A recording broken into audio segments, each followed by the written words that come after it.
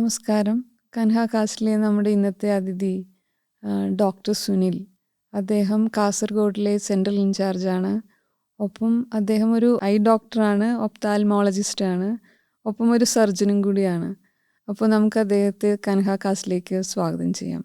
സ്വാഗതം ഡോക്ടർ. നമസ്കാരം. എനിക്ക് തോന്നി നമുക്ക് ഡോക്ടറിൻ്റെ ചെറുപ്പകാലത്ത് തുടങ്ങാം. എവിടെയാണ് ജനിച്ചതും വളർന്നതും, അല്ലെങ്കിൽ കുട്ടിക്കാലത്തെക്കുറിച്ചൊക്കെ ഒന്ന് പറയാമോ? ഞാൻ ജനിച്ചത് തൃപ്പൂണിത്തുറയിലാണ്. എറണാകുളത്തിനടുത്ത് തൃപ്പൂണിത്തുറയിലാണ്. എൻ്റെ അച്ഛൻ അമ്മ ടീച്ചേഴ്സായിരുന്നു. അച്ഛൻ സെൻട്രൽ സ്കൂൾ അധ്യാപകനായിരുന്നു. അമ്മ സ്റ്റേറ്റ് സ്കൂൾ ടീച്ചറായിരുന്നു. അതിനുശേഷം ഞാൻ വളർന്നത് വൈറ്റില എന്നുള്ള സ്ഥലത്താണ്. വൈറ്റിലയിൽ അച്ഛനൊരു സ്ഥലം വാങ്ങി അവിടെയാണ് ഞാൻ വളർന്നിരുന്നത്. പിന്നെ പഠിച്ചത് കടവന്ത്ര കേന്ദ്രീയ വിദ്യാലയ സെൻട്രൽ സ്കൂളിൽ. പിന്നീട് MBBS ആലപ്പുഴ മെഡിക്കൽ കോളേജിൽ പഠിച്ചു. പിന്നെ പോസ്റ്റ് ഗ്രാജുവേഷന് അഹമ്മദാബാദിൽ NHL മെഡിക്കൽ കോളേജിൽ പഠിച്ചു. പിന്നെ അതിന് അപ്പുറം റെറ്റിനൽ ഫെലോഷിപ്പ് പ്രോഗ്രാമിന് അരവിന്ദ് ഐ ഹോസ്പിറ്റൽ മധുരയിൽ 1.5 കൊല്ലം ഞാൻ വർക്ക് ചെയ്തു. അപ്പോൾ പക്ഷേ ഇപ്പോൾ കാസർഗോഡാണല്ലോ, അതെങ്ങനെയാണ് അവിടെ എത്തിയത്? അപ്പോൾ നമ്മൾ ഇത്രയും ഈ സ്ഥലങ്ങളിലൊക്കെ പഠിച്ചതിന് ശേഷം ഡോക്ടർ വർക്ക് ചെയ്ത് തുടങ്ങിയത് അപ്പോൾ എവിടെയായിരുന്നു? ഞാൻ അരവിന്ദ് ഹോസ്പിറ്റൽ മധുരയിലാണ് ഫെലോഷിപ്പ് ചെയ്തതെന്ന് പറഞ്ഞല്ലോ. അതിനുശേഷം അരവിന്ദ് ഹോസ്പിറ്റലിൽ തന്നെ കോയമ്പത്തൂർ ഒരു ബ്രാഞ്ച് ഉണ്ട്. അവിടുത്തെ റെറ്റിന ഡിപ്പാർട്ട്മെൻറ്റ് 4 കൊല്ലം മെഡിക്കൽ ഓഫീസറായിട്ട് വർക്ക് ചെയ്തു. അപ്പോൾ കുട്ടിക്കാലത്തിന് തന്നെ ഞങ്ങൾക്കൊരു സ്പിരിച്വലായിട്ടുള്ള ഒരു അപ്ബ്രിങ്ങിങ് ആയിരുന്നു. എൻ്റെ അച്ഛനും അമ്മയൊക്കെ ആ തരത്തിലുള്ള ചിന്താഗതിയുള്ള ആൾക്കാരായിരുന്നു. കുട്ടിക്കാലത്ത് ഞങ്ങൾ വൈറ്റിലയിലുള്ള രാമകൃഷ്ണ ആശ്രമത്തിൽ പോകാറുണ്ടായിരുന്നു, സത്സംഗങ്ങൾ അറ്റൻഡ് ചെയ്യാറുണ്ടായിരുന്നു. പിന്നെ ആ രാമകൃഷ്ണ ആശ്രമത്തിലെ സ്വാമിജി ഒരു ഭഗവത്ഗീത ഒരു പ്രസൻ്റായിട്ട് എൻ്റെ ഏട്ടന് കൊടുത്തിട്ടുണ്ടായിരുന്നു. അപ്പോൾ അതിൻ്റെ മേശപ്പുറത്ത് എപ്പോഴും ഉണ്ട്. ഞാനതിൽ 8-10 ശ്ലോകം ഇങ്ങനെ വായിക്കും കോളേജ് കാലത്തൊക്കെ. അങ്ങനെ ഇരിക്കുമ്പോഴാണ് ഗാന്ധി ഫിലിം വന്നത്. അപ്പോൾ ഗാന്ധി ഫിലിം എന്നെ വല്ലാതെ ആകർഷിച്ചു. അപ്പോൾ അതിനുശേഷമാണ് ഞാൻ മഹാത്മാഗാന്ധിജിയെ പറ്റിയിട്ട് കൂടുതൽ പഠിച്ചത്. അപ്പോൾ ഗാന്ധിജി ഭഗവത്ഗീത വായിച്ചിരുന്നു. അത് അറിഞ്ഞിട്ട് ഞാനും ഭഗവത്ഗീത വായിക്കാൻ തുടങ്ങി, അദ്ദേഹത്തിനെ എമുലേറ്റ് ചെയ്യാനായിട്ട്. അപ്പം അങ്ങനെ പ്രാക്ടീസ് ചെയ്യുന്ന കാലത്ത്, കോയമ്പത്തൂർ ചെയ്യുന്ന കാലത്ത്, എൻ്റെ ഏട്ടൻ്റെ ബ്രദറിൻലോ, എൻ്റെ ഏട്ടൻ ഇൻകം ടാക്സിലാണ്, അദ്ദേഹത്തിൻ്റെ ബ്രദറിൻലോ ശ്രീകാന്ത് ഇപ്പോൾ എറണാകുളത്ത് പ്രിസപ്റ്ററാണ്. അദ്ദേഹം എന്നോട് പറഞ്ഞു, ബാബുവേട്ട, എന്നെ ബാബു എന്നാണ് വിളിക്കുക. അപ്പോൾ ബാബുവേട്ടന് പ്രാക്ടിക്കലായിട്ടൊരു മെഡിറ്റേഷൻ സിസ്റ്റം ചെയ്യാൻ താല്പര്യമില്ലേ, അപ്പോൾ എൻ്റെ കൂടെ വരുമെന്ന് പറഞ്ഞു.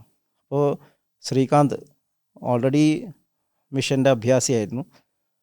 അപ്പോൾ ഞാൻ ശരി ചെയ്യാം എന്നിങ്ങനെ പറഞ്ഞുകൊണ്ടിരുന്നു. ഞാനെപ്പോഴും റിലീജിയസ് ആയിട്ടുള്ള അമ്പലത്തിൽ പോവുക, വിളക്ക് കത്തിക്കുക, അങ്ങനെയുള്ള കാര്യങ്ങൾ, നാമം ചൊല്ലുക, അതൊക്കെ ഞാൻ ചെയ്തിരുന്നു. അപ്പോൾ അങ്ങനെ ഇരിക്കുന്ന സമയത്താണ് എൻ്റെ വൈഫ് പ്രഗ്നൻ്റായി. വൈഫിന് ജോണ്ടിസ് വന്നു. അപ്പോൾ ഒരു ഏകദേശം 6 മാസം 7 മാസം ആകുമ്പോൾ ജോണ്ടിസ് വന്നപ്പോൾ അവിടെ ഗ്യാസ്ട്രോൻട്രോളജിസ്റ്റ് പറഞ്ഞു, ഇത് വളരെ റിസ്ക്കിയാണ്, ചിലപ്പോൾ പോസ്റ്റ്മോർട്ടം ഹെമറേജ് ഉണ്ടാവും, ഡെലിവറി പെട്ടെന്ന് സംഭവിക്കാം, അപ്പോൾ ബ്ലഡ് ഡോണേഴ്സിനെ കരുതണം എന്നൊക്കെ പറഞ്ഞു. അപ്പോൾ ഞാൻ കുറച്ച് സ്ട്രെസ്ഡായി. എന്നിട്ട് ഞങ്ങൾ എറണാകുളത്തേക്ക് കൊണ്ടുവന്നു. എൻ്റെ കൂടെ കോയമ്പത്തൂരിലായിരുന്നു. എറണാകുളത്ത് കൊണ്ടുവന്ന ആ സമയത്ത് ഞാൻ എറണാകുളത്ത് 3 ദിവസം നിൽക്കേണ്ട ആവശ്യം വന്നു. കാരണം അന്ന് കോയമ്പത്തൂർ ബോംബ് ബ്ലാസ്റ്റ് ഉണ്ടായി. അപ്പോൾ ഏകദേശം 1996-97 തോന്നുന്നു. അപ്പോൾ ഈ ശ്രീകാന്ത് അവിടെ ഉണ്ട്. ശ്രീകാന്ത് പറഞ്ഞു, ബാബുവേട്ട എൻ്റെ ഒപ്പം വരൂ, എൻ്റെ സ്ട്രെസ്സ് കണ്ടിട്ടാവും. എന്നിട്ട് എന്നെ അവിടെ സുധാ സിസ്റ്റർ എടുത്തോട്ട് 3 സിറ്റിംഗ് എടുപ്പിച്ചു. അങ്ങനെയാണ് ഞാൻ സഹജമാർഗത്തിലേക്ക് വരുന്നത്. അതിന് ശേഷം എൻ്റെ മോള് എനിക്ക് ഒരു മോളാണ്. അപ്പോൾ ഞാൻ വിചാരിക്കും എൻ്റെ ജീവിതത്തിലുള്ള പ്രധാനപ്പെട്ട പ്രസൻറ്റ് സഹജമാർഗം എൻ്റെ മോളുമാണ്. അപ്പോൾ അങ്ങനെ കോയമ്പത്തൂർ പ്രാക്ടീസ് ചെയ്യുന്ന കാലത്തും ഇപ്പോൾ ഗാന്ധിയൻ ഐഡിയൽസായിട്ട് എൻ്റെ അച്ഛനൊക്കെ വളരെയധികം അടുത്ത് താല്പര്യമുള്ള ഒരാളായിരുന്നു. അച്ഛന് ബേസിക് ട്രെയിൻ ടീച്ചറായിരുന്നു. അപ്പോൾ ഒരു വില്ലേജിൽ ഒരു ഹോസ്പിറ്റൽ തുടങ്ങാം എന്നുള്ളൊരു താല്പര്യം അച്ഛൻ എങ്ങനെ സജസ്റ്റ് ചെയ്തു. അപ്പോൾ എനിക്കും എൻ്റെ ഉള്ളിൽ അങ്ങനെ ഒരു ചിന്ത ഉണ്ടായിരുന്നു. കാരണം അരവിന്ദ് ഹോസ്പിറ്റലിലെ ചെയർമാനായിരുന്ന ജി വെങ്കട്ടസ്വാമി സാർ എന്നെ ഒരിക്കൽ സാറിൻ്റെ ക്യാബിനിൽ വിളിച്ചു. എന്നിട്ട് പറഞ്ഞു, what is your plan in future? ഞാനന്ന് വർക്ക് ചെയ്തുകൊണ്ടിരിക്കുകയാണ്. അപ്പോൾ ഞാൻ പറഞ്ഞു, I would like to start an hospital in a village, rural area in India. അപ്പോൾ സാർ പറഞ്ഞു, prepare a project and bring it to me. അപ്പോൾ ഞാനൊരു പ്രോജക്റ്റ് പ്രിപ്പയർ ചെയ്തു. സ്ഥലം എങ്ങനെ വാങ്ങുക, എവിടെയായിരിക്കും, എൻ്റെ ഒരു പ്ലാൻ, ഒരു 10 പേജിൻ്റെ പ്ലാൻ. പക്ഷേ അദ്ദേഹത്തിന് അത് വായിച്ച് കേൾപ്പിച്ചതില്ല. ആ പ്ലാൻ ഇപ്പോഴും എൻ്റെ വീട്ടിലിരിക്കുന്നുണ്ട്. പക്ഷേ ഐഡിയ എൻ്റെ ഉള്ളിലുണ്ടായിരുന്നു. അപ്പോൾ ഇങ്ങനെ വർക്ക് ചെയ്യുന്ന കാലത്ത്, കോയമ്പത്തൂർ വർക്ക് ചെയ്യുന്ന കാലത്ത്, ഞാൻ മാസ്റ്റർ, അന്ന് ചാരുജി മഹാരാജാണ്, ചാരുജി മഹാരാജിനെ കാണാൻ മണപ്പാക്കത്ത് പോയിട്ട് ശ്രമിച്ചിട്ടുണ്ട്. പക്ഷെ അന്നൊന്നും സാധിച്ചില്ല. അപ്പോൾ ഒരു ദിവസം ചാരുജി മഹാരാജ് കോയമ്പത്തൂർ വന്നു ഒരു ഷോർട്ട് വിസിറ്റിന്. അപ്പോൾ ഞാൻ ആദ്യമായിട്ട് ധൈര്യം സംഭരിച്ചിട്ട് എൻ്റെ ബോസിനോട്, കോയമ്പത്തൂരുള്ള എൻ്റെ ബോസ് ഡോക്ടർ നരേന്ദ്രൻ, അദ്ദേഹത്തിനോട് പറഞ്ഞു, ഇന്ന് എൻ്റെ മാസ്റ്റർ കോയമ്പത്തൂർ വന്നിട്ടുണ്ട്, എനിക്കൊന്ന് മാസ്റ്ററെ കാണാൻ താല്പര്യമുണ്ട്, വൈ നോട്ട് യു ഗോ എന്ന് പറഞ്ഞു. അപ്പോൾ ഞാൻ പോയി. അപ്പോൾ അന്നത്തെ ഒരു 10-20 മിനിറ്റ് ഇൻട്രാക്ഷൻ. ചാരുജി മഹാരാജ് അടുത്ത് അധികം ആൾക്കാരൊന്നും ഉണ്ടായില്ല. അപ്പോൾ 2-3 കാര്യങ്ങൾ എനിക്ക് വല്ലാതെ ഇമ്പ്രസ് ചെയ്തു. ചാരുജി മഹാരാജ് മെഡിറ്റേഷൻ, ക്ലീനിങ്, സത്സംഗ്, ഈ 3 കാര്യങ്ങളെ വളരെ സിമ്പിളായിട്ടുള്ള 3 ഉദാഹരണങ്ങളോട് പറഞ്ഞു തന്നു. അപ്പോൾ മെഡിറ്റേഷനും ക്ലീനിങ്ങും എങ്ങനെയാണെന്ന് പറഞ്ഞാൽ, നമ്മളിപ്പോൾ ഒരു ഡ്രസ്സ് ഉടുത്തിട്ട് ചളിയാവുകയാണെങ്കിൽ നമ്മൾ കഴുകണം. ചാരുജി മഹാരാജ് ചോദിച്ചു, who should wash the clothes? You should wash the clothes. പിന്നെ then what will you do? You will put in the sun. അപ്പോൾ who will dry the clothes? Sun will dry the clothes. അപ്പോൾ that is meditation. Meditation will help only if you are doing cleaning. ഇപ്പോൾ clean ചെയ്യാത്ത തുണി വെയിലത്തോട് ഉണക്കിയാൽ ചളിയൊക്കെ പറ്റി പിടിക്കും, അപ്പോൾ അത് dirty ആവും. അതുപോലെ തന്നെ മെഡിറ്റേഷൻ ചെയ്യാതെ നമ്മൾ ക്ലീനിങ് മാത്രം ചെയ്താൽ ചളി അളമാരി നിന്നിട്ട് അത് നാറും. അപ്പോൾ രണ്ടും കോംപ്ലിമെൻ്ററി ആണെന്ന് പറഞ്ഞു. പിന്നെ 3ാമത്തെ ഉദാഹരണം ചാരുജി മഹാരാജ് സത്സംഗത്തിനെ കുറിച്ചാണ് പറഞ്ഞത്. സത്സംഗം എന്തായാലും അറ്റൻഡ് ചെയ്യണം. അപ്പോൾ അവിടെ പലതരത്തിലുള്ള ആൾക്കാരുണ്ടാവും. അപ്പോൾ നമുക്ക് കൺജീനിയറായ അറ്റ്മോസ്ഫിയർ ആവില്ല. അപ്പോൾ ഉപ്പുമാവ് പോലെയാണ് എന്ന് പറയും. ഉപ്പുമാവിൽ ചിലപ്പോൾ കടുകുണ്ടാവും, മുളകുണ്ടാവും, കരിവേപ്പിലുണ്ടാവും, കുരുമുളകുണ്ടാവും. നിങ്ങൾക്ക് കുരുമുളക് ഇഷ്ടമല്ല എന്ന് വെച്ചാൽ കുരുമുളക് ഇടാണ്ട് പറ്റില്ല. അപ്പോൾ ഇതൊക്കെ നിങ്ങൾ ഫോനുണ്ടാവും, ആവശ്യമില്ലാത്തത് മാറ്റി വയ്ക്കുക, നിങ്ങൾ ബാക്കിയുള്ളത് കഴിക്കുക. അപ്പോൾ you should be present in satsang. അപ്പോൾ ഇത് എനിക്ക് വളരെ ഇമ്പോർട്ടൻ്റ് ആയിട്ട് തോന്നി. അതിനുശേഷം ഞാൻ കുറച്ചും കൂടിയും സാധനയിൽ ഇമ്പോർട്ടൻസ് കൊടുക്കാൻ തുടങ്ങി. അപ്പോൾ ആ കാലത്ത് ഞാൻ കോയമ്പത്തൂരിൽ നിന്ന് റിസൈൻ ചെയ്തു. 4 കൊല്ലം കഴിഞ്ഞപ്പോൾ ഞങ്ങൾ പ്ലാൻ അനുസരിച്ചിട്ട് റിസൈൻ ചെയ്തു. അപ്പോൾ ഒരു വില്ലേജിൽ ഒരു ഐ ഹോസ്പിറ്റൽ തുടങ്ങണം എന്ന് എൻ്റെ അച്ഛനും ആഗ്രഹം ഉണ്ടായിരുന്നു. ഞാനും അതിനോട് യോജിച്ചു. ഞങ്ങൾ കേരളത്തിൽ പല വില്ലേജസും നോക്കി. അപ്പോൾ ഒറിജിനലി എൻ്റെ അച്ഛൻ ഒറ്റപ്പാലത്തു നിന്നാണ്, പാലക്കാട്. അപ്പോൾ അവിടെയും നോക്കി, പക്ഷെ അതൊന്നും ഒത്തില്ല. അപ്പോൾ ഈ കാസർഗോഡ് അച്ഛൻ്റെ ഒരു ബ്രദർ കല്യാണം കഴിച്ചിട്ടുണ്ട് കാസർഗോഡ് നിന്ന്. അപ്പോൾ അങ്ങനെ ഞങ്ങൾ കാസർഗോഡ് ചെന്നപ്പോൾ അവിടെ ബേള എന്നുള്ള സ്ഥലത്തു നിന്നാണ് വിവാഹം ചെയ്തത്. അപ്പോൾ ബേളയിൽ സ്ഥലമുണ്ട്, കുറച്ച് ഉൾപ്രദേശമാണ്. അപ്പോൾ അച്ഛൻ ആലോചിച്ചു, ഇവിടെ നിന്ന് തുടങ്ങിയാൽ എന്താ കുഴപ്പം. അപ്പോൾ അങ്ങനെ അധികം പൈസ ഇല്ല കൊടുക്കാതെ, നമ്മുടെ മെയിൻ പ്രശ്നം ഫൈനാൻഷ്യലായിരുന്നു. അപ്പോൾ ഞങ്ങൾ അന്നൊരു അധികം തുകയില്ലാതെ ഒരു 2 ഏക്കർ സ്ഥലം വാങ്ങി വിട്ടു. പിന്നെ 2 കൊല്ലം കഴിഞ്ഞപ്പോൾ കോയമ്പത്തൂരിൽ നിന്ന് റിസൈൻ ചെയ്ത് ഡയറക്റ്റായിട്ട് ഈ ബേളയിൽ ഒരു ചെറിയൊരു ക്ലിനിക്ക് വെച്ചു. അങ്ങനെയാണ് ഞങ്ങൾ ഇവിടേക്ക് വരുന്നത്. അപ്പോഴും പ്രാക്ടീസ് ഞാൻ മാത്രമേ സഹജമാർഗത്തിൽ ആക്റ്റീവായിട്ടുണ്ടായിരുന്നുള്ളൂ. ഫാമിലി ഒന്നും പ്രാക്ടീസ് തുടങ്ങിയിട്ടില്ല. അന്നപ്പോൾ എത്ര നാളായി ഉണ്ടാവും ഈ പ്രാക്ടീസൊക്കെ തുടങ്ങിയിട്ട് ഹാർട്ട്ഫുൾനെസ്സിൻ്റെ? ഞാൻ അപ്പോൾ ഒരു കാസർഗോഡ് 4 കൊല്ലം ഉണ്ടാവും. ഉം. 4 കൊല്ലം ഉണ്ടാവും. അതിന് പക്ഷേ മാസ്റ്ററുടെ ഫോട്ടോ, ചാരുജി മഹാരാജിൻ്റെ ഫോട്ടോ വെക്കട്ടെ എന്ന് വെച്ചാൽ അച്ഛൻ പറഞ്ഞു, ഓ അതിനെന്താ മാസ്റ്ററല്ലേ എന്ന് പറഞ്ഞ് വെച്ചു. പൂജയൊക്കെ ചെയ്തിട്ടാണ് നമ്മൾ ഹോസ്പിറ്റലിൽ തുടങ്ങിയത്. പിന്നീട് നമ്മളവിടെ സത്സംഗത്തിനൊന്നും എനിക്ക് പോകാൻ പറ്റില്ല, അവിടെ സെൻറ്ററില്ലല്ലോ. ഞാനിങ്ങനെ പ്രധാനമായിട്ട് യൂണിവേഴ്സൽ പ്രെയർ ചെയ്യും, അത് ഞാൻ മിസ് ചെയ്യാറുണ്ടായിരുന്നില്ല. എൻ്റെ മോള് ചെറിയ കുട്ടിയാകുമ്പോൾ എൻ്റെ അടുത്ത് വന്ന് നിൽക്കും, 9 മണിയാകുമ്പോൾ വന്ന് നിൽക്കും, 9:15 തുടച്ച എന്ന് പറയും. അപ്പോൾ അവൾക്കറിയാം ഞാൻ യൂണിവേഴ്സൽ പ്രെയർ, അവരെന്നെ ഡിസ്റ്റർബ് ഇല്ല, അച്ഛൻ മിറ്റേഷനാന്ന് പറയും. അപ്പോൾ അങ്ങനെ അത് ഞാൻ ചെയ്തിരുന്നു. അങ്ങനെ ഇരിക്കുമ്പോൾ ഞാൻ ചാരുജി മഹാരാജിനെ എഴുതി, ഞങ്ങൾ വില്ലേജിൽ ഗാന്ധിയൻ ഐഡിയൽസിലൊരു ഹോസ്പിറ്റൽ തുടങ്ങിയിട്ടുണ്ട്. അപ്പോൾ Chariji, but we are not able to attend satsangs. അപ്പോൾ ചാരുജി മഹാരാജ് റിപ്ലൈ ഉടനെ വന്നു. ഇങ്ങനെയുള്ള കാര്യത്തിന് മാസ്റ്റേഴ്സ് പെട്ടെന്ന് റിപ്ലൈ ചെയ്യും. മാസ്റ്റർ പറഞ്ഞു, it's very good that you are running a hospital in a rural area, but you should attend satsangs, it will give clarity of mind എന്ന് പറഞ്ഞു. അപ്പോൾ എന്താ ചെയ്യുക? അപ്പോഴും ഹെൽപ്പ് ചെയ്തത് ഈ ശ്രീകാന്ത് തന്നെ. ശ്രീകാന്ത് എവിടുന്നോ കണ്ടുപിടിച്ചു, മംഗലാപുരത്തുള്ള പ്രിസെപ്റ്റർ സിസ്റ്റർ ഗീതാ ആചാര്യ, അവരെ കണ്ടെത്തിയിട്ട് പറഞ്ഞു, ബാബുട്ട ഗീതാചാര്യ ഉണ്ട് അവിടെ ഉണ്ട്. അപ്പോൾ ഞങ്ങൾ കാർ എടുത്തിട്ട് ഗീതാചാര്യ സിസ്റ്റർ അടുത്ത് പോയിട്ട് ഒരു 2 ആഴ്ച കൂടുമ്പോൾ സിറ്റിംഗ് എടുക്കും, സത്സംഗ് അറ്റൻഡ് ചെയ്യും. അങ്ങനെ ഇരിക്കുമ്പോൾ എൻ്റെ വൈഫ് ജോയിൻ ചെയ്തു. ഓക്കെ. അങ്ങനെയാണ് അതുണ്ടായത്.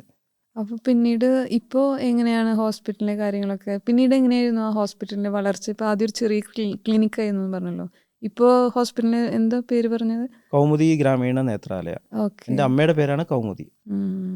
അപ്പോൾ അമ്മയുടെ പേരിലാണ് കൗമുദി ഗ്രാമീണ നേത്രാലയ എന്നിട്ടത്. അന്ന് ചെറിയ ക്ലിനിക്കായിരുന്നു, ഞങ്ങളൊരു ചെറിയൊരു ഷെഡ് പോലെ, ഓക്കെ. കറണ്ടൊന്നുമില്ല, വെള്ളമില്ല, അങ്ങനെ ഒരു സ്ഥലമാണ്. അപ്പോൾ അത് ഫോട്ടോഗ്രാഫ്സൊക്കെ ഉണ്ട്.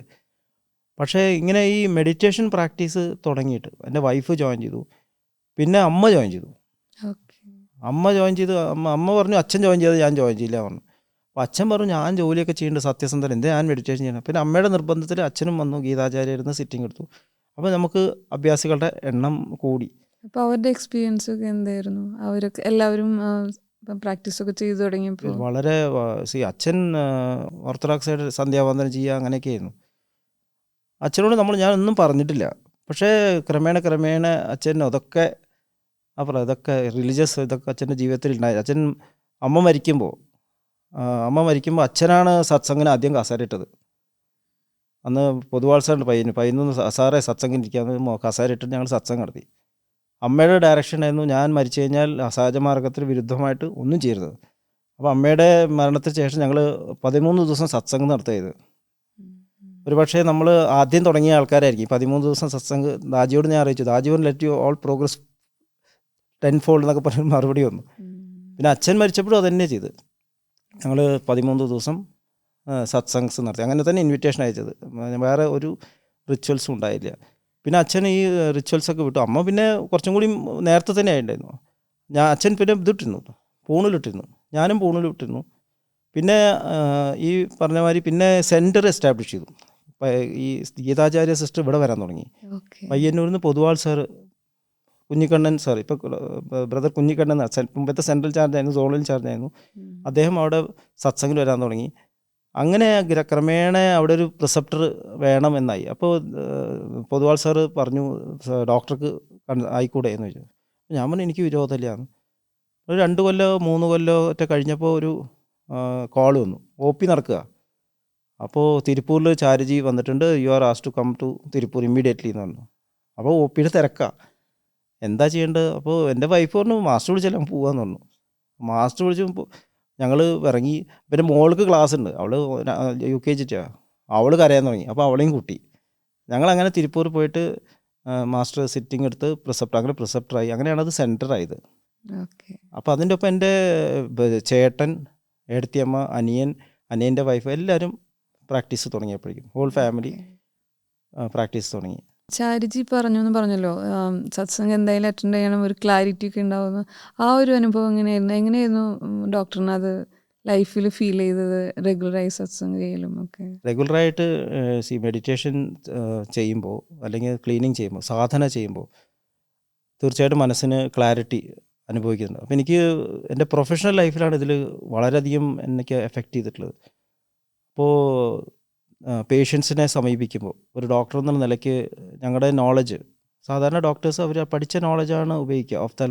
എനിക്ക് ഓഫ്താൽമോളജി ഇപ്പോൾ ഒരു ഐ ഡിസീസ് ഉണ്ട്. അപ്പോൾ ഐ ഡിസീസിന് ട്രീറ്റ്മെൻറ്റ് ഉണ്ടെങ്കിൽ ട്രീറ്റ്മെൻറ്റ് ഉണ്ടെന്ന് പറയും, ട്രീറ്റ്മെൻറ്റ് ഇല്ലെങ്കിൽ ഇതിന് സയൻസിൽ ട്രീറ്റ്മെൻറ്റ് ഇല്ല. അതാണ് നമ്മൾ സത്യസന്ധമായിട്ട് പറയുക. അപ്പോൾ എൻ്റെ ഉള്ളിലൊരു ചോദ്യം വന്നു, ഈ പ്രശ്നം നിങ്ങളുടെ കുട്ടിക്കാണെങ്കിൽ, അൺട്രീറ്റബിൾ ആയിട്ടുള്ളൊരു അസുഖം നിങ്ങളുടെ കുട്ടിക്കാണെങ്കിൽ നിങ്ങൾ എന്ത് ഉത്തരവാ പറയുക? അപ്പോൾ പറയും അത് നമുക്ക് എന്തെങ്കിലും ചെയ്യാം, നമുക്ക് നോക്കാം എന്നൊക്കെയല്ലേ പറയുക. അപ്പോൾ എന്തുകൊണ്ട് നമുക്ക് പ്രാക്ടീസ് സമയത്ത് വരുന്നില്ല? അപ്പോൾ നമ്മളൊരു ഹ്യൂമൻ ഡയമെൻഷൻ പ്രാക്ടീസിൽ കൊണ്ടുവരാൻ സാധിക്കുന്നത് നമ്മൾ വളരെ ചെറിയൊരു ഭാഗം, അത് ഏത് ജോലിയായാലും അത് തന്നെ തോന്നും. നമ്മുടെ ആ ഇൻ്റലക്ച്വലിലുള്ള ഡിപ്പെൻഡൻസ്, നമ്മൾ അറിവിലെ ഡിപ്പെൻഡൻസ് നമ്മൾ അവിടെ ഭയങ്കര ഡോമിനേറ്റ് ചെയ്യുന്നു. നമ്മുടെ ഉള്ളിലുള്ള മനുഷ്യത്വം, നമ്മുടെ ഫാമിലിയിൽ നമുക്ക് ഹെൽപ്പ് ചെയ്യുന്നത്. ഇപ്പോൾ കുട്ടിയുടെ അടുത്ത് ഞാൻ ഓഫ്താൽമോളജിസ്റ്റ് ആണെങ്കിൽ എൻ്റെ മോൾക്ക് അതുകൊണ്ട് ഒരു പ്രയോജനമില്ല. അവൾക്ക് ABCD പഠിപ്പിക്കണമെങ്കിൽ ഞാൻ സാധാരണ ഒരു മനുഷ്യനാവണം, അവളോട് സംസാരിക്കണമെന്ന് ഞാനൊരു കുട്ടിയുടെ ലെവലിലേക്ക് വരണം.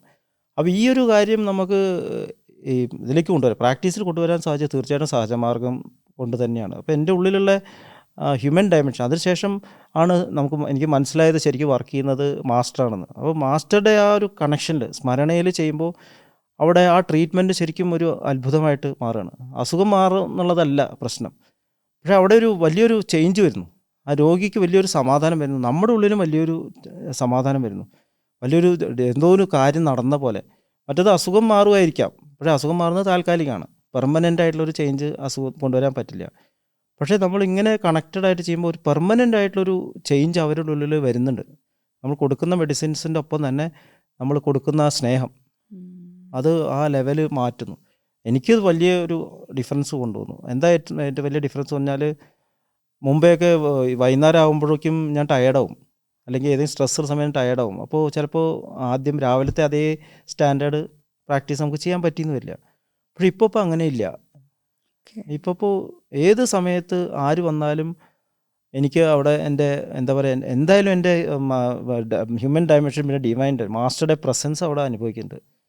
ഒരിക്കലും നമ്മളൊരു എന്താ പറയുക, ഒരു ഡയഗ്നോസിസ് മിസ് ചെയ്യുന്നുണ്ടെന്ന് എനിക്ക് തോന്നുന്നില്ല. അതാണ് ഏറ്റവും വലിയ അത്ഭുതം. അങ്ങനെ മിസ് ചെയ്യുന്നുണ്ടെങ്കിൽ ആ പേഷ്യൻ്റ് തിരിച്ചും ഇങ്ങോട്ട് തന്നെ വരും. എന്തെങ്കിലും കാരണം പറഞ്ഞ് തിരിച്ച് ഡോക്ടറെ ഒരു കാര്യം കൂടി പറയാനുണ്ടായിരുന്നു പറഞ്ഞാൽ നമുക്കത് ക്ലിക്ക് ചെയ്യും. പിന്നെ അവർക്ക് വേണ്ട നിർദ്ദേശം, ഇപ്പം എൻ്റെ ഈഗോ അവിടെ എഫക്റ്റ് ചെയ്യുന്നില്ല. മറ്റത് ഞാൻ തന്നെ ട്രീറ്റ് ചെയ്യണം എന്നുള്ളൊരു ഫീലിംഗ് അത് എഫക്റ്റ് ചെയ്യുന്നില്ല. വേണ്ട സ്ഥലത്തേക്ക് എന്നേക്കാളും ബെറ്റർ ആയിട്ടുള്ള ഹാൻഡ്സ് ഉണ്ടെങ്കിൽ അങ്ങോട്ട് മാറ്റുക, അല്ലെങ്കിൽ പേഷ്യൻസ് കുറച്ചും കൺജീനിയൽ ആയിട്ടുള്ള സ്ഥലങ്ങൾ അങ്ങോട്ട് നമുക്ക് ഷിഫ്റ്റ് ചെയ്യാം. ഇതൊക്കെ ഈഗോ ഇല്ലാണ്ട് നമുക്ക് ചെയ്യാൻ സാധിക്കുന്നുണ്ട്. ഇതൊരു വലിയൊരു മാറ്റം. അതാണ് ക്ലാരിറ്റി എന്ന് എനിക്ക് തോന്നുന്നു. നമ്മൾക്ക് ഒരറിവ് എപ്പോൾ ഉപയോഗിക്കണം. ഇപ്പോൾ ഒരാൾക്ക് കണ്ണ് കാണാൻ കാണില്ല ഇനി എന്ന് പറയാൻ അതൊരു അറിവാണ്. പക്ഷേ അറിവുകൊണ്ട് അയാൾക്കൊരു പ്രയോജനമില്ല. അപ്പോൾ നമുക്കൊരു അറിവ് ഉപയോഗിക്കണോ ഉപയോഗിക്കണ്ടേ എന്നുള്ളതാണ് വിസ്ഡം എന്ന് ഞാൻ കണ്ടു. വിവേകബോധം. Whether to use that knowledge or not to use that knowledge, when to use, when not to use. ഈ ഒരു വേർതിരിവ് വന്നത് സ്പിരിച്വൽ ഇതിൽ വന്നൊരു സഹജമാർഗ്ഗം യാതൊരു സംശയമില്ലാത്ത ഒരു കാര്യമാണ്. ഇപ്പം അതുകൊണ്ട് അങ്ങനത്തെ കൺഫ്യൂഷൻസ് ഒന്നും വരാറില്ല. വളരെയധികം നല്ലൊരു അനുഭവം. എനിക്ക് തോന്നുന്നു എനിക്കും അത് ഫീൽ ചെയ്യണ പോലെ ആ ബ്രദറിൻ്റെ വൈബ്രേഷൻസ്. അപ്പോൾ ഇത് ഈ ഒരു അപ്രോച്ച് സ്വീകരിക്കുമ്പോൾ അവരുടെ നിന്നുള്ള റെസ്പോൺസ് എങ്ങനെയാണ്? വലിയ റെസ്പോൺസാണ്.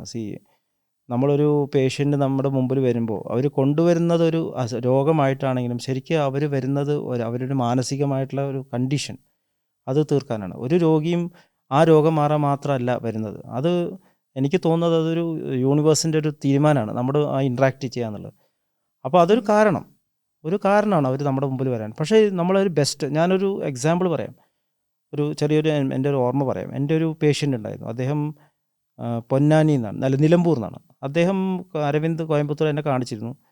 പിന്നെ ഞാൻ അവിടുന്ന് റിസൈൻ ചെയ്തിട്ട് കാസർഗോഡ് നിന്ന് പുള്ളി എന്നെ മിസ്സായി. അപ്പോൾ ഞാൻ അവിടുന്ന് പറഞ്ഞിട്ടായിരുന്നു നിങ്ങൾക്ക് ഡയബറ്റിക് ആണ്, ലേസർ ചെയ്യുന്നത്, അധികം കാഴ്ചയൊന്നും വരാൻ സാധ്യത, കാറ്ററാക്റ്റ് ഉണ്ട്, ചെയ്യണ്ട എന്നൊക്കെ പറഞ്ഞിട്ടായിരുന്നു. പുള്ളി അത് കഴിഞ്ഞിട്ട് ഞാൻ കണ്ണൂർ പോയിരുന്നു വിസിറ്റിംഗ് കൺസൾട്ടേഷൻ. അപ്പോൾ കണ്ണൂർ വന്നു അദ്ദേഹം. കണ്ണൂർ വന്നിട്ട് അദ്ദേഹം സാർ എന്നെ എന്ത് പണിയാണ് കാണിച്ചത്, എന്നോട് പറയാണ്ട പോകുന്നത്. ഞാൻ സാറ് പറഞ്ഞത് കേൾക്കാതെ കാറ്ററാക്റ്റ് ചെയ്തു. സാറ് എനിക്ക് കാഴ്ച അത്ര ഇമ്പ്രൂവ്മെൻറ്റ് വന്നില്ല, ഞാൻ ഇനി എന്തായാലും ഇവിടെ തന്നെ വരും. എന്നിട്ട് നിലമ്പൂരിൽ നിന്ന് പുള്ളി 4 മാസം 5 മാസം കൂടുമ്പോൾ കണ്ണൂർ വരും എന്നെ കാണിക്കാൻ. അങ്ങനെ കുറച്ച് കാലം കഴിഞ്ഞിട്ട് ഒരു ദിവസം പിന്നെ കുറച്ച് കാലം കണ്ടില്ല. ഞാൻ അദ്ദേഹത്തിന് അത്ര ഓർമ്മ ഉണ്ടായില്ല. ഒരു ദിവസം ഇദ്ദേഹത്തിനെ ഒരു സ്ട്രെച്ചറിൽ 4 പേര് കൂട്ടിക്കൊണ്ടുകൊണ്ടിരുന്നു. അപ്പോൾ കൺസൾട്ടേഷൻ ഫീസ് അടച്ചിട്ട് എന്നെ കാണിക്കാൻ മതി കണ്ണൂർക്ക് തന്നെ. എന്നിട്ട് പറയാണ് സാറേ ഇദ്ദേഹം എന്നെ ഞങ്ങളെ വെച്ച് പുലർത്തുമ്പോഴത്തില്ല, സാറെ കണ്ടേ മതിയാവൂ എന്ന് പറഞ്ഞ പുള്ളി ബഹളം വയ്ക്കുക. അദ്ദേഹത്തിന് ലിവർ ക്യാൻസർ വന്നിട്ടുണ്ടായിരുന്നു. അപ്പോൾ ഇദ്ദേഹം തന്നെ എന്നോട് പറയുകയാണ്, ഞാൻ ഇനി നിങ്ങളെ കാണില്ല, മനസ്സിലായി, ഞാൻ കൺസൾട്ടേഷൻ വന്നത് നിങ്ങളെ കാണാൻ വേണ്ടി മാത്രം വന്നതെന്ന് പറഞ്ഞിട്ട് ടാറ്റ കൊടുത്തിട്ട് പോയി. അപ്പോൾ ഈ ഒരു ഡയമെൻഷൻ ഞാനൊരു എക്സാമ്പിൾ പറയുന്നത്, ഇതുപോലെ ഒരുപാട് ഒക്കേഷൻസ് എൻ്റെ ലൈഫിൽ ഉണ്ടായിട്ടുണ്ട്. നമ്മൾ ആ ഡിസീസിനെ എല്ലാം ക്യൂർ ചെയ്യുന്നത്, നമ്മളൊരു ഹാർട്ട് ടു ഹാർട്ട് കണക്ഷൻ അവിടെ എസ്റ്റാബ്ലിഷ് ചെയ്യുന്നുണ്ട്. അവിടെ മാസ്റ്ററിലേക്ക് കണക്ട് ചെയ്യാൻ നമുക്ക് സാധിക്കും. ഒരു പക്ഷേ അദ്ദേഹം സിറ്റിംഗ് എടുത്തിട്ടുണ്ടാവില്ലായിരിക്കാം.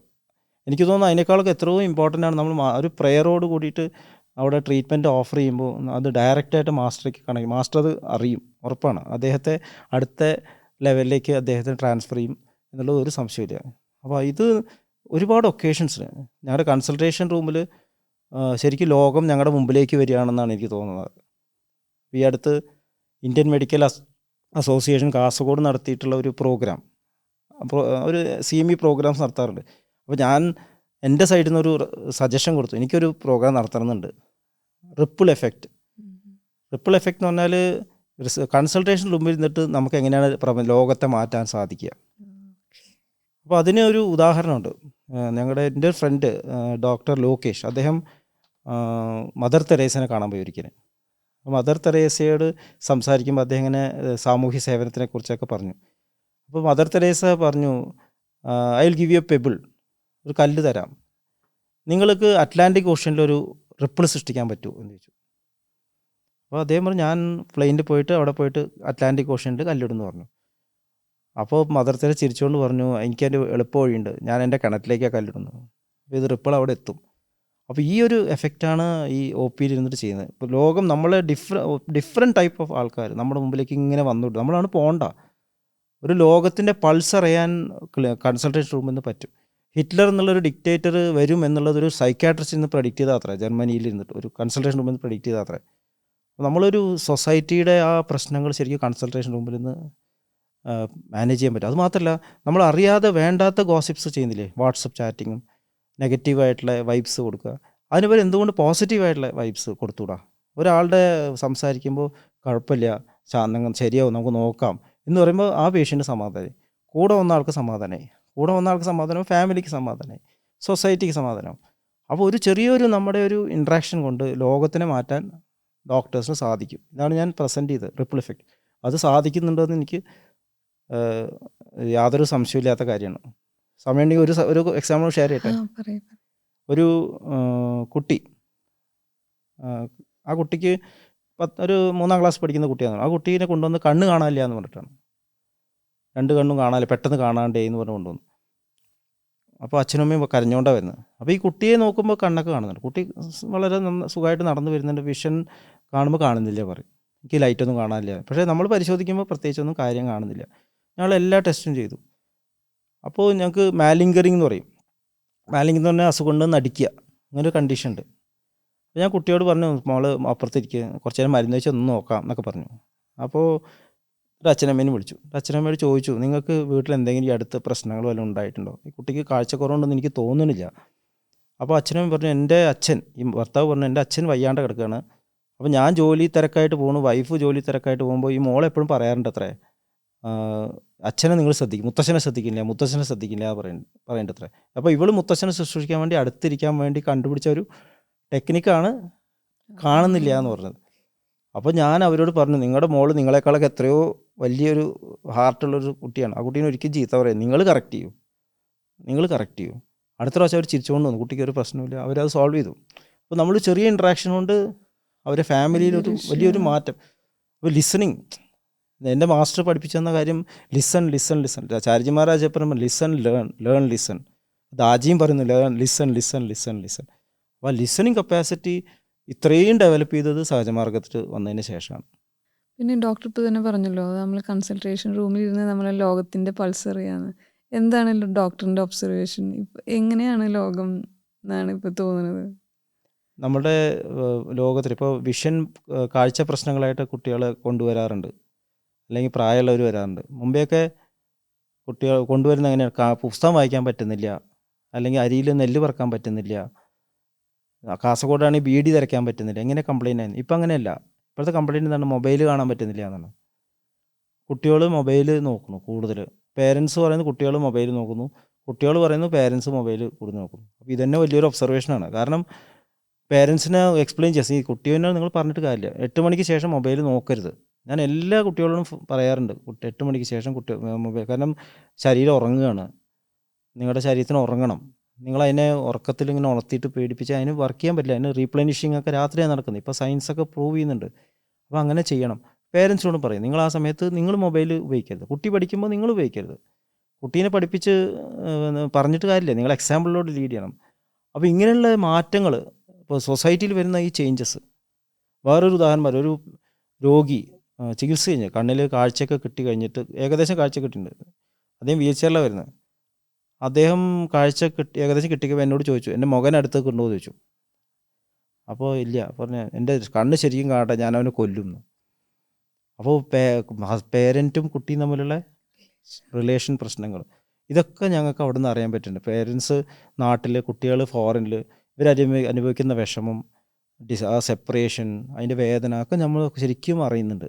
നമുക്കതിന് സൊല്യൂഷൻ ഇല്ല, പക്ഷേ നമുക്ക് ആ പൾസ്, നമ്മുടെ സൊസൈറ്റിയുടെ പ്രോബ്ലം ഇപ്പോൾ സെപ്പറേഷൻ ആണെന്ന് ശക്തി മനസ്സിലാവുന്നുണ്ട്, കമ്മ്യൂണിക്കേഷൻ്റെ പ്രോബ്ലം.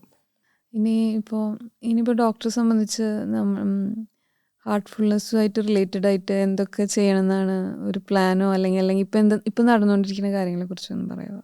നമ്മുടെ സെൻറ്ററിൽ, നമ്മൾ കൗമുദി ഗ്രാമീണ നേത്രാലയ ഹോസ്പിറ്റൽ പ്ലാനിൽ തന്നെ മെഡിറ്റേഷൻ ഹാളാണ് നടുവിലുള്ളത്. ആ മെഡിറ്റേഷൻ ഹാളിൽ മാസ്റ്റേഴ്സും ഫോട്ടോഗ്രാഫ്സും അവിടെ തന്നെയാണ് സത്സംഗ്സ് നടത്തുന്നത്. നമ്മുടെ ഹോസ്പിറ്റലിലെ സ്റ്റാഫ് എല്ലാവരും സിറ്റിങ്സ് എടുത്തിട്ടുണ്ട്. ഞാൻ വരുമ്പോൾ എന്തായാലും ഒരു പ്രാവശ്യം ഇൻട്രൊഡക്ടറി സിറ്റിങ്സ് കൊടുക്കും. അതിൽ കുറേ ആൾക്കാർ മണപ്പാക്കത്ത് വന്നിട്ടുണ്ട്, നമ്മൾ തന്നെ ലക്നൗ, ഷാജഹാൻപൂരിലൊക്കെ തിരുപ്പൂർ കൊണ്ടുപോയിട്ടുണ്ട്. അവിടുത്തെ സിറ്റുവേഷൻ തന്നെ കുറച്ച് ബാക്ക്വേർഡ് ഏരിയ ആണ്, പക്ഷെ നല്ല ആൾക്കാരാണ്, വളരെ ഇന്നസെൻ്റ് ആയിട്ടുള്ള സ്നേഹമുള്ള ആൾക്കാരാണ്. അപ്പോൾ നമ്മൾ സ്നേഹത്തോടെ കൂടെ ഇൻട്രാക്ട് ചെയ്യുമ്പോൾ അവർ സഹജമാർഗത്തിലേക്ക് അട്രാക്റ്റ് ആവുന്നു. അവർ സിദ്ധാന്തം കൂടെ അല്ല, ഫിലോസഫിയിലൂടെ അല്ല വരുന്നത്, പേഴ്സണലായിട്ട് ഇഷ്ടം കൊണ്ട്. ഇപ്പോൾ എൻ്റെ ഇഷ്ടമായി കഴിഞ്ഞാൽ അവർ വരും, മെഡിറ്റേഷന് വരും. അപ്പോൾ അവിടെ ഇപ്പോൾ നമ്മൾ എല്ലാ ദിവസവും രാവിലെ 8:30-ക്ക് ഒരു ഓഡിയോ ക്ലിപ്പിംഗ് കിട്ടുന്നുണ്ട്. റിലാക്സേഷൻ, മെഡിറ്റേഷൻ, എല്ലാവരും മെഡിറ്റേഷൻ ഇരിക്കും. പിന്നെ സൺഡേ സത്സംഗ് ഉണ്ട്. തേഴ്സ്ഡേ ആണ്, ഞാൻ ബുധനാഴ്ച ഞാൻ പലപ്പോഴും ഇല്ലാത്തതുകൊണ്ട് തേഴ്സ്ഡേ ഈവനിങ് സത്സംഗത്തിന് ഇരിക്കാറുണ്ട്. പിന്നെ ഗീതോപദേശ് പ്രോഗ്രാം, ഇപ്പോൾ അവിടെ ഒരു ചിൽഡ്രൻസ് കോർണർ ഞങ്ങൾ തുടങ്ങിയിട്ടുണ്ട്. സ്റ്റാഫിൻ്റെ കുട്ടികളെ എല്ലാം കൂട്ടിയിട്ട് ഒരു ചിൽഡ്രൻസ് കോർണർ ഉണ്ട്. അവിടെ ഗീതോപദേശിൻ്റെ ശ്ലോകങ്ങൾ, ഇപ്പോൾ ദാജി പറഞ്ഞ പ്രകാരം ഇപ്പോൾ അത് ഗീതോപദേശ് പ്രോഗ്രാം തുടങ്ങിയിട്ടുണ്ട്. ഇനി അതിൽ തന്നെ ബ്രൈറ്റർ മൈൻഡ്സ് ഇൻട്രൊഡ്യൂസ് ചെയ്യണമെന്നുണ്ട്. പിന്നെ ഹോസ്പിറ്റലിൽ ഒരു കൗൺസിലിംഗ് ഡിപ്പാർട്ട്മെൻറ്റ് പേര് ഞങ്ങൾ മനോനേത്ര എന്നിട്ടുള്ളത്. അതായത് കണ്ണിന് പുറകിലുള്ള കണ്ണ്, കണ്ണിനു കണ്ണായി മനമാകുന്ന കണ്ണ് എന്ന് നമ്മൾ ഹരിനാമ കീർത്തനത്തിൽ പറയും. അപ്പോൾ ആ മനോനേത്ര ഡിപ്പാർട്ട്മെൻറ്റ് പേഷ്യൻസിൻ്റെ റെഗുലർ സ്ക്രീനിങ്ങിൻ്റെ കൂടെ അവരെ പുറകിലുള്ള മാനസികമായിട്ടുള്ള സ്ട്രെസ്സൊക്കെ മനസ്സിലാക്കുന്നു. അപ്പോൾ ഞാൻ നേരത്തെ പറഞ്ഞ ഉദാഹരണങ്ങൾ അതിൽ ഇതുപോലെ ഒരുപാട് എക്സാമ്പിൾസ് ഉണ്ട്. അവരെയൊക്കെ കൗൺസിൽ ചെയ്യുന്നു. അവരെ പലപ്പോഴും സൂയിസൈഡിൽ നിന്ന് രക്ഷപ്പെടുത്തിയിട്ടുള്ള കേസുകളുണ്ട്. സൂയിസൈഡ് ഇൻസ്റ്റിങ്സ് ഉള്ള ആൾക്കാരുണ്ട്. ഇനി ജീവിച്ചിട്ടെന്താ കാര്യം? അപ്പോൾ അവരെ കൗൺസിൽ ചെയ്ത് മാറ്റുന്നു. അവരെ പലരെയും റിലാക്സേഷൻ ചെയ്യിപ്പിക്കുന്നു. താല്പര്യമുള്ളവരെ ഹാർട്ട്ഫുൾനെസ്സിലേക്ക് കൊണ്ടുവരുന്നു. അപ്പോൾ മനസ്സിലെന്താന്ന് പറഞ്ഞാൽ ഒരു ഡിപ്പാർട്ട്മെൻറ്റ് പെർമനൻ്റ് ആയിട്ട് എല്ലാ പേഷ്യൻസിനും ഹാർട്ട്ഫുൾനെസ്സിലേക്ക് വരാനുള്ളൊരു കണക്ഷൻ അവിടെ ബുക്സ് വെച്ചിട്ടുണ്ട്, ഫ്രണ്ടിൽ തന്നെ വെച്ചിട്ടുണ്ട്. അപ്പോൾ അങ്ങനെയുള്ളൊരു സിറ്റുവേഷനാണ് ഹോസ്പിറ്റലിൽ. അപ്പോൾ ഹോസ്പിറ്റൽ ഡെവലപ്പ് ചെയ്യുന്നതിൻ്റെ കൂടെ തന്നെയാണ് പറയേണ്ടത് ശരിക്കും നമ്മുടെ മിഷൻ്റെ ഡെവലപ്മെൻറ്റ് അനുസരിച്ചാണ് ഹോസ്പിറ്റലിൻ്റെ ഡെവലപ്മെൻറ്റ് വന്നത്. എല്ലാ കൊല്ലവും SA ഇവൻറ്റ് നടത്താറുണ്ട്. അപ്പോൾ അതൊക്കെ റെഗുലറായിട്ട് നടക്കുന്നത്. നമ്പർ ഓഫ് അഭ്യാസീസ് നോക്കുകയാണെങ്കിൽ ഒരു പക്ഷേ സത്സംഗ്സ് അറ്റൻഡൻസ് നമുക്ക് അത്രയും പറയാൻ പറ്റുന്നില്ല. പക്ഷേ ഒരുപാട് റീച്ച് ചെയ്യാൻ പറ്റിയിട്ടുണ്ട്. അപ്പോൾ ഞാൻ നേരത്തെ പറഞ്ഞ പോലെ എൻ്റെ ഫാമിലിയിൽ എല്ലാവരും കാസർഗോഡ് നിന്നാണ് സിറ്റിങ്സ് എടുത്തിട്ടുള്ളത്. അതുപോലെ ഞങ്ങളുടെ അവിടുന്ന് ഒരു അഭ്യാസി സിസ്റ്റർ ഇപ്പോൾ കൊല്ലത്ത് പ്രിസെപ്റ്ററാണ്. പലരും നമ്മുടെ ഇവിടുന്ന് കോൺടാക്ട്സിൽ വേറെ സ്ഥലങ്ങളിൽ സിറ്റിങ്സ് എടുത്തവരുണ്ട്. അപ്പോൾ ഈ ഒരു വൈബ് കാരണം പലർക്കും ബെനിഫിറ്റ് കിട്ടുന്നുണ്ട് എന്നുള്ളത് തോന്നുന്നു. റിപ്പിൾ എഫക്റ്റ് തന്നെയാണെന്നാണ് എനിക്ക് തോന്നുന്നത്. ഇനി എന്തെങ്കിലും അവസാനമായിട്ട് എന്തെങ്കിലും പറയാനുണ്ടോ പ്രേക്ഷകരോട്? എന്തെങ്കിലും സ്വന്തം അനുഭവം അല്ലെങ്കിൽ ഇത്ര നാളത്തെ സാധനം കൊണ്ടും പ്രൊഫഷണൽ ലൈഫിലും പഠിച്ച 1-2 കാര്യങ്ങൾ, ഒരു ക്രക്സ് പോലെ? എൻ്റെ അനുഭവത്തിൽ എന്താണെന്ന് പറഞ്ഞാൽ നമ്മുടെ സ്ഥലത്ത് എവിടെയാണെന്ന് വെച്ചാൽ അവിടെ ഇരുന്നു കൊണ്ട് ട്രൂത്ത്ഫുള്ളായിട്ട് നമ്മൾ പ്രാക്ടീസ് ചെയ്യുക. അത് മാത്രമല്ല മാസ്റ്ററുടെ പേര് പറയാനോ മിഷൻ്റെ പേര് പറയാനോ മടിക്കാതിരിക്കുക. അപ്പോൾ ഞാൻ ബാഡ്ജ് എല്ലായ്പ്പോഴും കൺസൾട്ടേഷൻ പോകുമ്പോഴൊക്കെ വെക്കാറുണ്ട്. എന്തെങ്കിലും നമ്മളൊരു മാസ്റ്ററായിട്ട് നമ്മളെ കണക്ഷൻ കാണിക്കാൻ തക്കോണം നമ്മൾ വർക്കിംഗ് പ്ലേസിലൊരു ഇത് വെക്കുക. നമ്മൾ മടിക്കരുത്. ഒരിക്കലും ചാരുജി മഹാരാജിനോട് ഒരു സിസ്റ്റർ ചോദിച്ചു, സഹജമാർഗത്തെക്കുറിച്ച് എല്ലാവരോടും പറയുന്നതിന് വല്ല പ്രശ്നമുണ്ടോ? അപ്പോൾ ചാരുജി മഹാരാജ് പറഞ്ഞു, if you are brave enough you can go and speak to anybody എന്ന് പറഞ്ഞു. അപ്പോൾ നമുക്ക് ആ കറേജ്, നമ്മളുള്ളൊരു കറേജ് വേണം. ഞാൻ എൻ്റെ മാസ്റ്ററുടെ അഭ്യാസിയാണ്, ഇതാണ് എൻ്റെ യഥാർത്ഥത്തിലുള്ള ഐഡൻറ്റിറ്റി. ഇത് പറയാൻ നമുക്കൊരു പേടി ഉണ്ടാവരുത്. എന്താണ് നിങ്ങളുടെ ഐഡൻറ്റിറ്റി? ഇപ്പോൾ നമ്മളൊരു പ്രോഗ്രാമിന് പോകുമ്പോൾ മറ്റുള്ള ക്വാളിഫിക്കേഷൻ പറയുന്നതിനൊപ്പം തന്നെ I am an abhyasi of Shri Ramchandra mission എന്ന് പറയാൻ മടിക്കരുത്. അതാണ് എനിക്ക് തോന്നുന്നത്. അപ്പോൾ നമ്മളാണ് നമ്മുടെ മിഷൻ്റെ അംബാസഡേഴ്സ്. പിന്നെ നമ്മുടെ ക്യാരക്ടറുമുണ്ട്.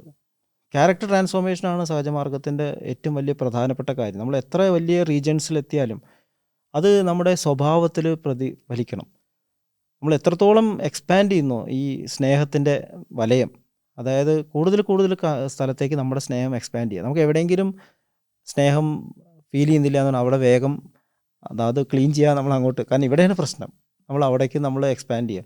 അപ്പോൾ ആ ഒരു ഫ്ലോ, കമ്പാഷൻ്റെ ഫ്ലോ നമ്മൾ ഒരിക്കലും സ്റ്റോപ്പ് ചെയ്യരുത്. അതിന് നമ്മൾ യാത്ര ചെയ്യേണ്ടതെന്നല്ല, നമുക്ക് യാത്ര ചെയ്യാൻ പറ്റിയില്ല, എങ്ങനെ പോകാൻ പറ്റിയില്ല എന്ന് വിഷമിക്കേണ്ട കാര്യമില്ല. ഇരുന്ന സ്ഥലത്ത് ഇരുന്നു കൊണ്ട് മാസ്റ്ററെ നമുക്ക് മാനിഫെസ്റ്റ് ചെയ്യാം. മാസ്റ്ററെ മാനിഫെസ്റ്റ് ചെയ്യാൻ നമ്മൾ ചിലവൊന്നുമില്ല. നമുക്ക് ഇരിക്കുന്ന സ്ഥലത്ത് നമ്മുടെ പ്രസൻസിൽ നമ്മുടെ ക്യാരക്ടർ ട്രാൻസ്ഫോർമേഷനിലൂടെ മാസ്റ്റർ മാനിഫെസ്റ്റ് ചെയ്യുക. അപ്പോൾ ചാരുജി മഹാരാജ് പറഞ്ഞൊരു സ്റ്റേറ്റ്മെൻ്റ് ഉണ്ട്, whoever comes to you should feel that they are coming to him. അങ്ങനെയാവണം. നമ്മളുടെ അടുത്ത് ചെല്ലുമ്പോൾ എല്ലാവരും ദാജിയുടെ അടുത്ത് പോയ പോലെ തോന്നണം. ഇനി കാനയിൽ പോയില്ലെങ്കിൽ കുഴപ്പമില്ല, ഞാനിവിടെ വന്നല്ലോ, എനിക്ക് മനസ്സിലായി എന്ന് പറയാനുള്ളൊരു, അല്ലെങ്കിൽ കാനയിൽ പോകാനുള്ള ആ ക്രേവിങ് കൂടണം, ദാജിയുടെ കാണാനുള്ള ക്രേവിങ് കൂടണം.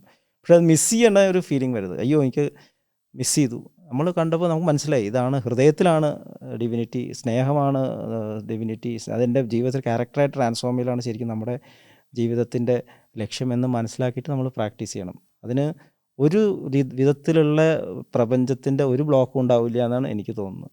എല്ലാം ഹെൽപ്പ് ചെയ്യും. യൂണിവേഴ്സ് മുഴുവൻ കോൺസ്പയർ ചെയ്യും നമ്മളുടെ ഈ വർക്കിനെ ഹെൽപ്പ് ചെയ്യാനായിട്ട്.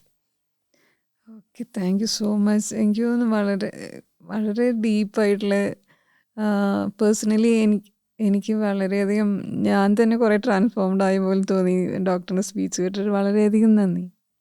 നന്ദി സിസ്റ്റർ. ഈ ഒരു അവസരം തന്നതിന് വളരെ വളരെ നന്ദി. മാസ്റ്ററോട് ഏറ്റവും വലിയ എൻ്റെ കൃതജ്ഞത രേഖപ്പെടുത്തുന്നു.